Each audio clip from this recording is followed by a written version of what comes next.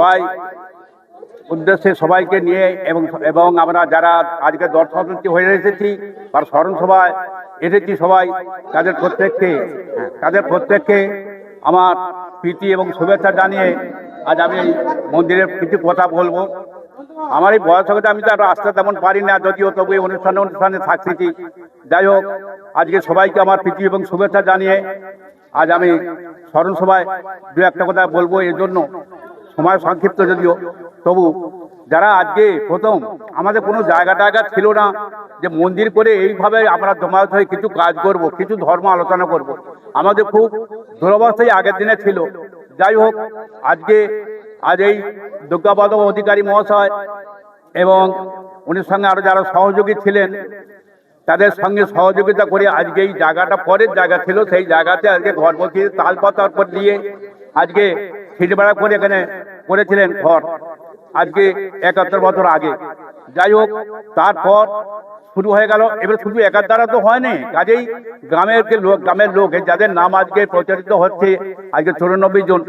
যাই হোক, এদের প্রত্যেকের সহানুভূতি না থাকলে গ্রামের একটা জিনিস হয়নি, পরের জায়গায় ঘর করা সম্ভব হয়নি। তাই গ্রামের লোক সবাই মিলে সহযোগিতা করেছিলেন।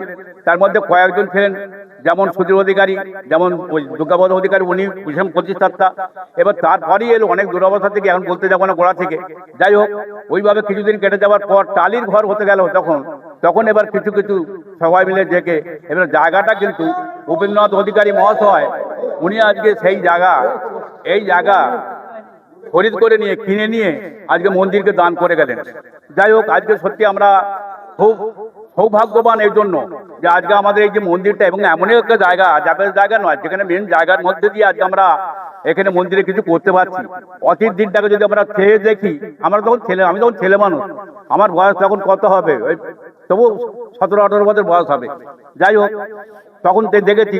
আর সেই সঙ্গে তখন আমি জোগাড় দিতাম ওই গোসাইয়ের সঙ্গে, ওই ছিটবাড়া ঘরে ওই সব জোগাড় জাতি একটু করতাম আদি থেকে, ছেলেবেলা থেকে আমার এটি ছিল। যাই হোক, এবার উপেন্দ্রনাথ অধিকারী মহাশয় উনি এবং রাধানাথ অধিকারী উনি নাম, যেখানে নাম বলে কেউ জানতো না, কিছু করতো না। এবারে উনি কিছু ছেলেদের নিয়ে, যেমন নিকুঞ্জ অধিকারী, উনিও সঙ্গে উনিকে নিয়েই কাজ, নাম টাম যেখানে হতো নামের, উনি হচ্ছেন নামের গুরু। যাই হোক, এখানে নাম ছিল না, উনি নাম টাম সঙ্গে নিয়ে করতেন এবং কোনো কিছু পরিবর্তন, কোনো কিছু নাম টাম হলে করতেন। হরেন্দ্রনাথ অধিকারী উনিও ওই গোসাইয়ের সঙ্গে, মানে ওই দুর্গা অধিকারী মহাশয়ের সঙ্গে উনিকে গোসাই করতাম আমরা। যাই হোক, এবারে উনির সঙ্গে সহযোগিতা করে এই কাজে সহায় করতেন আমাদের। যাই হোক, আজকে আমাদের বড় সৌভাগ্য, এর জন্য আজকের দিনে আমরা বড় সৌভাগ্য। এরপর পরের স্টেজে যারা এসে গেলেন আজকে ওই কমিটি পরিচালনার জন্য, আজকে লক্ষ্মীকান্ত অধিকারী, যার কথা বললে আজকে চোখে জল আসে, ছেলেটা এই অল্প বয়সে চলে গেল, দুর্ভাগ্যজনক। এজন্য যাই হোক, হয়তো ভগবান তাকে এখানে কাজে পাঠিয়েছিল, আবার হয়তো অন্য কোনো জায়গায় কোনো সুকাজে পাঠাবার জন্য চেষ্টা ছিল। যাই হোক, আজকে সে ছেলে মানুষ তখন, বা রোগরা তখন একান্ত ছেলে মানুষ, যারা ছেলে মানুষ তখন থেকে এরা এই সহযোগিতা করে আজকে এই মন্দিরটাকে তিল থেকে তালে পরিণত করেছে। আজকে বিরাট থেকে বিরাটতম হলো, সবাই আমরা সহানুভূতি করেছি, সবাই মিলে সাহায্য যতখানি পেরেছি গত দিয়ে সাহায্য করেছি। যেখানে যেতে বলেছে, আমার কথা বলছি, আমরা কয়েকজন মিলে আমরা সঙ্গে গিয়ে আমরা এই সহানুভূতি করেছি। এই আর্থিক সাহায্য, এই যে জিনিসটা, বিল্ডিংটা দেখতে পাওয়া যাচ্ছে, কিন্তু বিরাট ব্যাপার, বহু টাকার ব্যাপার, বহু লক্ষ টাকার ব্যাপার। যাই হোক, আজকে সেইটা নতুনত্ব করে আজ লক্ষ্মীকান্ত অধিকারী, তার প্রেরণা এবং রঘুনাথ এবং যারা আগে ছিল, এখন একটা বয়স হয়ে যাচ্ছে, এরা জানতে যারা নতুনদের তৈরি করতে হবে, কারণ তারা তো প্রজন্মটাকে ধরে রাখতে হবে। তাই বর্তমানে যারা প্রজন্ম ধরে রাখার জন্য যে ছেলেগুলো এসেছে, তাদের জানাই আমি অশেষ প্রীতি শুভেচ্ছা জানাই, তাদের ভালো জানাই, যে জন্য যে তারা আরো বড় হোক, এই জিনিসটাকে আরো ধরে রাখার জন্য চেষ্টা, এটা ধরে রাখতে হবে। এই ধরে রাখাটাই হচ্ছে বিশেষ কাজ। আজ এই যে স্মরণ সভা আমরা করছি, স্মরণ সভায় চলছে, আজকে ১ বছর স্মরণ সভায় যে চলছে, এই স্মরণীয়তাটা করে রাখার জন্য, স্মরণীয় করে রাখার জন্য স্মরণ সভা। তাই তাদের জন্য, যারা চলে গেছে তাদের জন্য স্মরণ, আমরাও একদিন চলে যাব, এই স্মরণ সভা তখন আমাদেরও হবে। তাহলে যাই হোক, এই স্মরণ সভায় আজকে প্রত্যেককে আমার গ্রামবাসী লোকই আছেন এবং পাশের গ্রামেও আছে, যদিও আমার গ্রামবাসী যারা আছেন, এই মন্দিরটা যাতে করে, এখন তো বর্তমান অবস্থা ভালো হয় এই জন্য নয়, তখন কিন্তু একটা জিনিস ছিল, আমি ধরেও দিই, অনেকে জানেন না, তখন আমার তখন বিয়ে হয় না, মোটামুটি 18-19-20 বছর বয়স। ভবেন্দ্রনাথ অধিকারী উনি একটু রাজবিদ এদিকে মানে এতে ঘুরতেন, তবু উনিও কিন্তু তখন মন্দিরে আসতেন।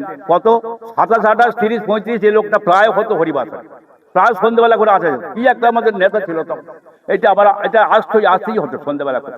কিন্তু আজকে একটা এমন দুর্ভাগ্যজনক এত বড় জিনিস করেও কিন্তু কেউ আসছে না, এই টিভি হয়ে হেনতানো হয়ে মন থেকে ঘর থেকে বেরোতে চায়নি। কিন্তু তবু আমার অন্তত অনুরোধ সবার কাছে যে একটুকুর অন্তত সময় দিলে পারে, যদি বেশি নয় 1 ঘন্টা করে যদি সময় দেওয়া যায় প্রতিদিন, 1 ঘন্টা করে মন্দিরে এসে যদি এই মন্দিরটাকে যদি আরো সুন্দর করে তোলা যায়, প্রত্যেকের সহানুভূতি ছাড়া জিনিস হয় না। এরা মন আছে, সব আছে, সবকিছু করতে পারে, ছোটখাটো এরা সময় দিতে পারে, কিন্তু যে সময়টুকু আমাদের মন্দিরে দিয়ে করবেন আজকে, এবং যারা আজকে এই অগাধ পরিশ্রম করে যারা এই রান্না করছে, যারা মানে আমাদের গ্রামের ছেলেরাই করছে, তাদেরকেও জানাই, আমার ভগবানের প্রভুর কাছে জানাই তাদের সমস্ত ভালো থাকুক এবং সবাইকে ভালো রাখুন এই কামনা নিয়ে, এবং যারা চলে গেছেন তাদের আত্মার শান্তি কামনা করে আমি আজকে এবং যারা ভালো আছেন প্রত্যেকে ভালো থাকুন, শুভমতি হোক এই কামনা করে আমি আজকে এই সংক্ষিপ্ত বিবরণের মধ্যে দিয়ে আমার এই বক্তব্যটাকে পরিসমাপ্তি করলাম। জয় নিতাই, জয় রাধেশ্যাম, জয় নিতাই। এইবার আমাদের 2-4 কথা শোনাবেন। এই মন্দির যিনি প্রতিষ্ঠা করেছেন